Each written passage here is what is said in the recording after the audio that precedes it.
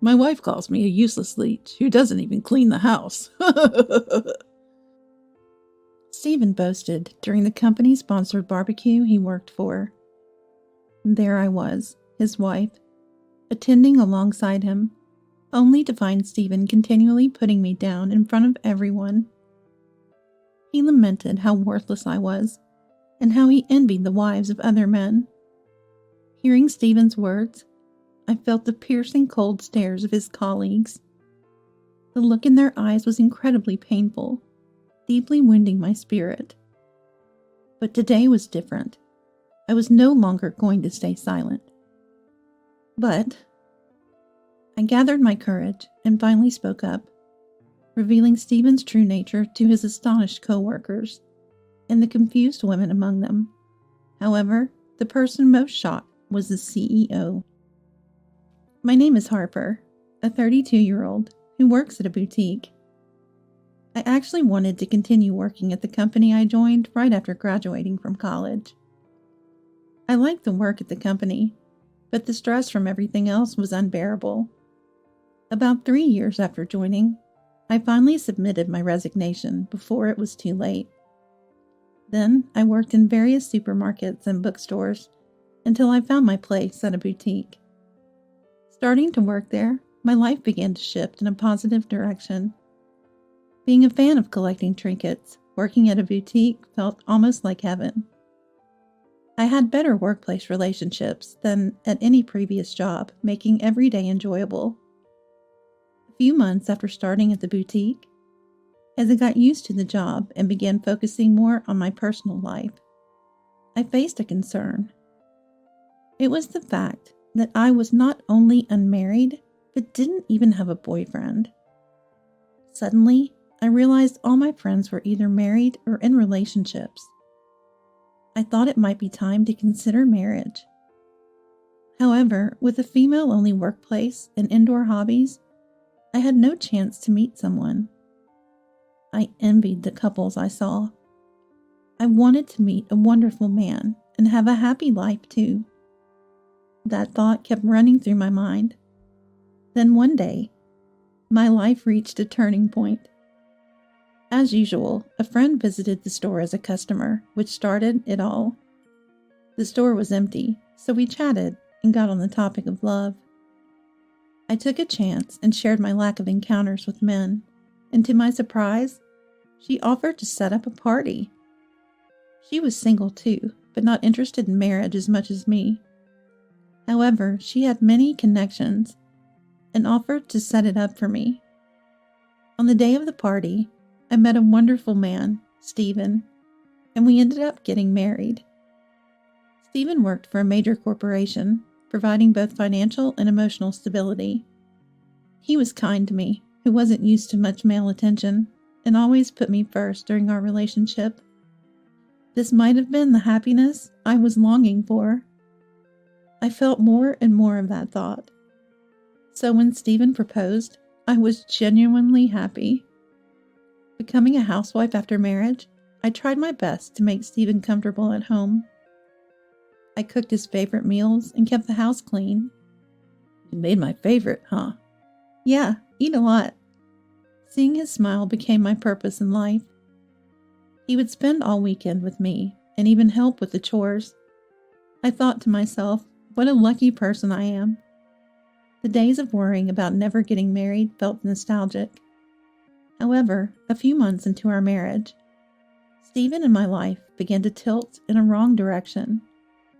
Contrary to the beginning, Stephen started to neglect me. His attitude worsened, leaving me in distress.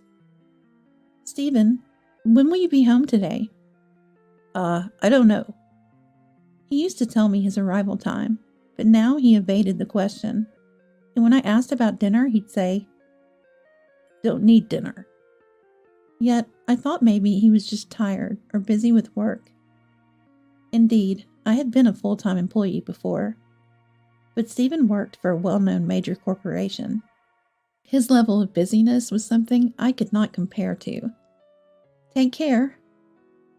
I continued to see him off every morning, but Stephen seemed to find me bothersome. I wonder since when he stopped taking the sandwiches I made or stopped eating the meals I cooked. I had bought recipe books, hoping to make delicious meals for Stephen, now that we were married. But now, just seeing them makes me sad. When will we ever spend time together again? The more I worried, the more I felt concerned. Yet no matter how much I fretted, Stephen's behavior wouldn't change. If anything, I felt his treatment of me getting worse. Seeing our shoes slightly out of line at the entrance, he'd snap. "Can't you even keep the shoes tidy?" The rare times he ate my cooking, he'd say, "How can you serve such terrible food? I doubt your sanity. I'd rather eat sandwiches from the grocery store every day than your awful cooking." That's so cruel. I was shocked to be directly called out on my cooking. He used to enjoy my meals, asking for seconds. He said my cooking was the best. Were all those words lies? The more I thought about it, the more I doubted everything about Stephen's behavior until now. Then one day, Stephen surprisingly initiated a conversation. "Hey." "What's up?" Stephen was talking to me, which alone made me happy. "In a week, we're having dinner with my mom and dad at a fancy restaurant, so dress appropriately." "Am I included too?" "Yeah, that's what I'm saying." I hadn't seen my in-laws in a long time. Not since we had a wedding ceremony, and only met them when we announced our marriage. I couldn't believe we were going to dine with my in-laws. They're very kind people, just like Stephen used to be. I started paying more attention to my skincare and hair care, even buying a dress that would suit the restaurant perfectly. I was all set. I looked forward to meeting my in-laws. But the in-laws I met were not the ones I remembered. They were blatantly displeased when talking to me only. Why? After hearing from my mother-in-law, the reason was clear. "Harper, I hear you've been lazing around at home without doing any housework."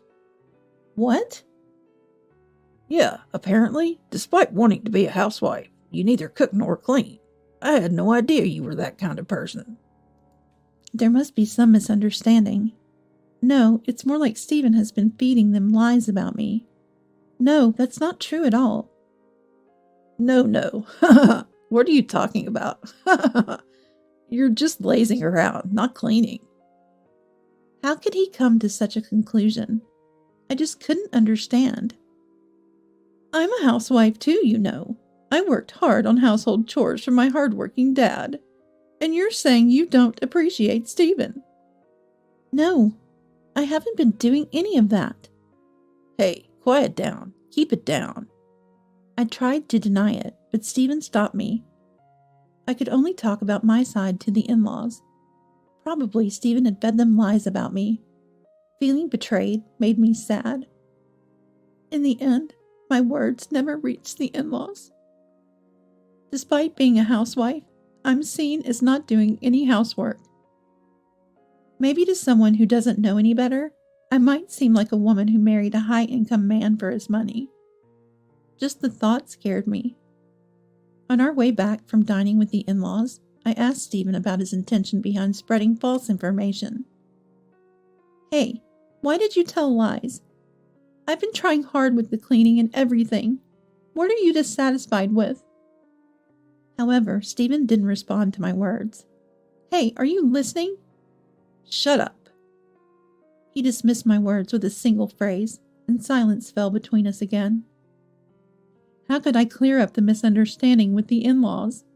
And why did Stephen change? If something I did upset him, I wish he'd tell me. Or if it's something else, I want some explanation. I continued to feel anxious about Stephen, who wouldn't share anything with me. Stephen's treatment of me got even worse afterward. He complained about the occasional meals I prepared, and made a fuss if he found a single hair, claiming I hadn't cleaned. If I ever tried to lie down on the couch, he'd scold me for being lazy. His returns home became noticeably later, and it became normal for him to come home in the morning. Eventually, there were many days he didn't come home at all. Yet I couldn't stand up to Stephen, despite such terrible treatment. Stephen was the marriage partner I had finally found. He might be treating me poorly now, but maybe he'd return to the kind Stephen he was before. Above all, if we divorced, I was sure I'd never marry again. Would I end up living my life alone? Just the thought sent chills down my spine. Even though our marriage was falling apart, I didn't have the courage to let go of the husband figure. However, when Stephen began coming home in the mornings, I noticed something odd. A scent of perfume I didn't recognize wafted from Stephen's suit. Was it a woman's perfume? There was also a faint smell of makeup. Upon closer inspection of the suit, I found a part with red lipstick on it. At that moment, I was certain of his infidelity. In fact, I had suspected Stephen of cheating ever since the late nights and absences from home began to increase. Rather, I had no choice but to suspect it. The frequent late returns and the increasing number of times he was away from home. I understood he was busy with work, but it was all too sudden. But when faced with evidence of the affair, anger surged within me. Was he at his affair partner's place on the nights he didn't come home? I didn't want to let go of Stephen, though I thought that if he was really having an affair, it was a different story. I decided to confront Stephen. Can we talk? I approached Stephen, who was unusually at home on a holiday. There's something important I need to discuss. Stephen didn't take his eyes off the TV, ignoring my words. Are you listening? What is it? Seemingly annoyed, Stephen finally responded after I raised my voice. You're having an affair, aren't you? Huh? An affair? Your suit had lipstick on it, and it smells like women's perfume and fabric softener. All those times you said you were working late were lies, weren't they? Lipstick? I don't know what you're talking about. Stephen's expression seemed to mock me. Was this a deliberate act? If so, I'd press him until he admitted it. You're having an affair, aren't you? Just be honest. Whether I am or not, it's none of your business. No matter how serious I was, Stephen just scoffed. I lost my patience and pressed further. Come on, answer me. Enough is enough. But my feelings didn't reach Stephen. Being annoying. I have my reasons. You're living off the money I earn. You just need to do as I say. With that, Stephen left the house. From this conversation alone, I knew my feelings for him were gone. At the same time, my feelings for Stephen cooled rapidly. Why had I been clinging to Stephen all this time? Being married to such a terrible man was only degrading my mental health. Suddenly empowered, I contacted a certain place. 2 months later, I was attending a barbecue hosted by Stephen's company. It was open to employees and their families, so I was able to join. Stephen seemed reluctant, but since other employees were bringing their families, he had no choice but to invite me. Stephen had also invited his parents, and when we arrived, the in-laws were already helping with the meat preparation. Oh, Stephen and Harper, you came too. She kept nagging about wanting to go. Hearing Stephen's words, the in-laws glared at me. As the barbecue started, people gathered around Stephen. He acts one way at home, but pretends to be a good person outside. It made me even angrier. Yet, even at the barbecue meant for fun, Stephen kept bad-mouthing me. She's really useless. He must be spreading rumors about me at work, too. None of the employees tried to stop Stephen, instead giving me cold stares. People continued to flock around Stephen. Apparently, the president was among them, too. Stephen, is that your wife? The one from the rumors? Well, Ah, Stephen, you're having a tough time, huh? Despite my presence, the president made derogatory remarks about me. My wife is a parasite that doesn't even clean. Stephen didn't deny the president's words and added more false statements. Normally, I would just stay silent, but today was different. Excuse me, our house is always clean. Aren't you the one always slacking off on your rounds and staying at your lover's place, the president's daughter? What? The employees and the in-laws were in an uproar, and the president was surprised. What are you talking about? Ignoring Stephen's panic, I spread out photos and documents on a nearby table. Seeing this, Stephen became even more flustered. Naturally, the photos I laid out were undeniable evidence of Stephen's affair. 2 months after our fight, I hired a detective to gather evidence of Stephen's infidelity. I was determined to catch him in the act. Unable to handle it alone, and after much deliberation, I decided to hire a detective. After the contract was signed, it didn't take a week before various pieces of evidence were presented to me. Photos of Stephen walking arm in arm with a woman I didn't know. Photos of him entering a hotel with that woman. Pictures of him going into what seemed to be a luxurious high-rise mansion, presumably the woman's home. There was more than enough evidence to present. Moreover, according to the detective's findings, this woman was the daughter of the president of the company where Stephen worked. She was, in essence, the president's daughter. I wasn't sure how they met, but Stephen was frequently visiting her home and appeared to be very intimate, suggesting it wasn't a recent acquaintance. Impossible.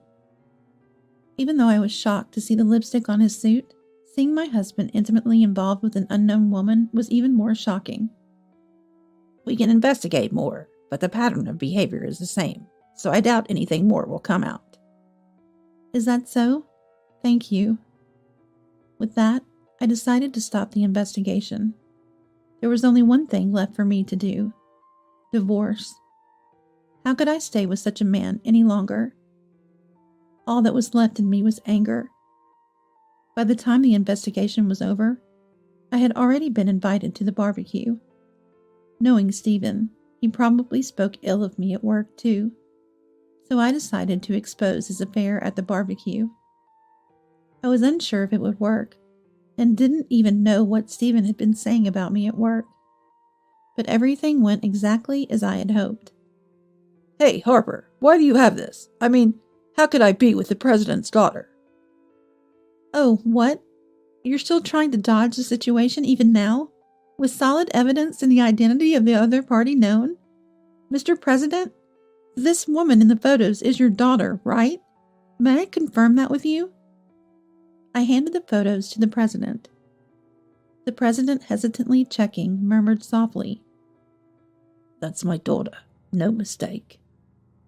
Hey, Stephen, how did you meet my daughter? Well, that... Answer me. The atmosphere at the barbecue, which had been enjoyable until my revelation, changed abruptly. Stephen was desperately trying to dodge the question as usual. No. Can't answer, can you? Possibly overwhelmed by the president's authority, Stephen began to explain how he met the president's daughter. Apparently, they met in the company's parking lot.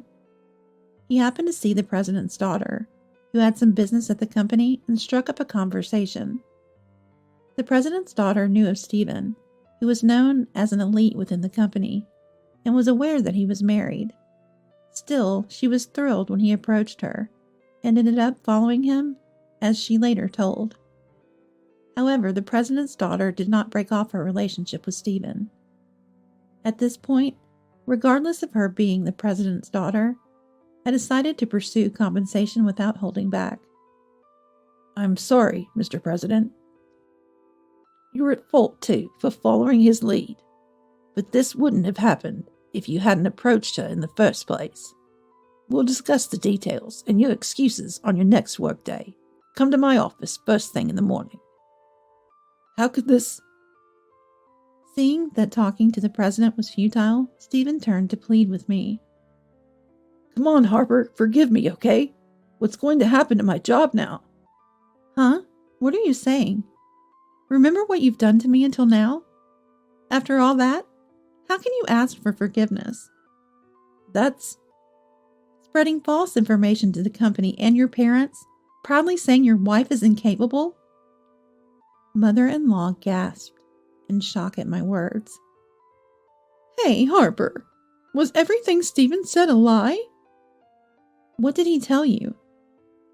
Just like he said before, that you barely do any housework and just lays around all day. That's a lie. I did clean and cook.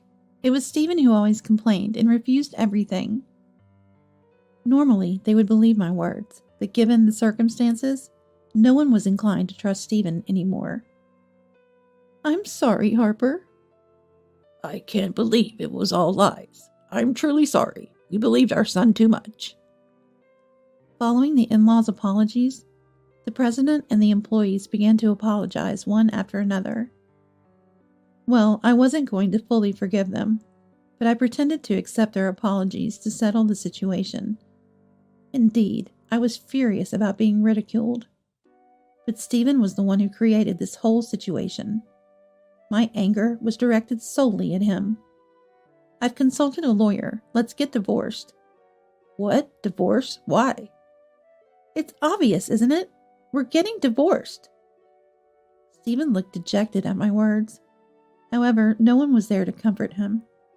The next day, I had brought Stephen to a law firm. The president's daughter was also coming, brought by the president, ensuring a conducive environment for discussion. As everything was prepared, the lawyer proceeded with the discussion in a matter-of-fact manner. Stephen was downcast, and the president's daughter looked shocked and pale. This is... Photos taken by a detective hired by Harper. Why? I suspected Stephen might be having an affair. He'd come home smelling of perfume and with lipstick on his suit. How could I not suspect? Listening, the president nodded beside his daughter. What Harper desires is a divorce from Stephen and compensation from both Stephen and you. Compensation? I didn't do anything wrong. I was just approached. Of course you were. Just because you were approached doesn't mean you had to follow him so easily. You knew he was married, didn't you? She appeared quite young, though her exact age was unclear. She seemed unable or unwilling to admit any wrongdoing, frowning in discomfort. Divorce and demanding compensation? That's just... Stephen, how about you consider the situation you're in? If you were truly remorseful, those words wouldn't come out of your mouth. Stephen had no comeback to the president's words. This is my final wish. Divorce and pay the compensation. But...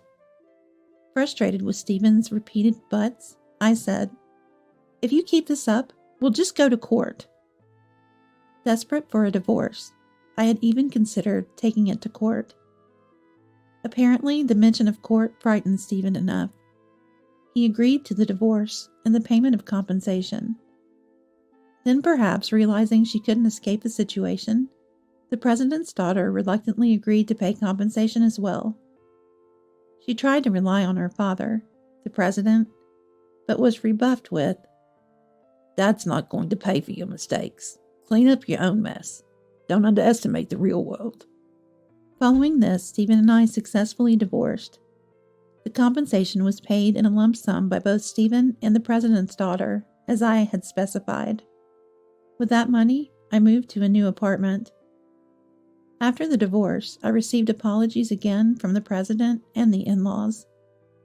I was also informed about what happened to Stephen. Apparently, he was fired. His involvement with the president's daughter was one reason angering the president, but the official reason for his dismissal was misconduct. The president's daughter was also made to break off her relationship with Stephen.